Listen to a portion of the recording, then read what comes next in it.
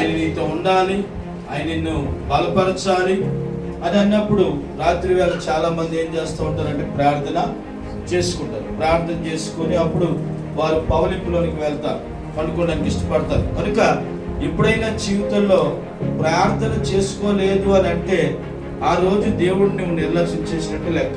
కనుక నిన్ను కాపాడే దేవుడిని ఇప్పుడు కూడా నువ్వు నిర్లక్ష్యము చేయకూడదు. శ్రద్ధగా ప్రార్థన ద్వారా ఆయనకి ఏం తెలపాలంటే థ్యాంక్స్ చెప్పాలి. ఎవరికి?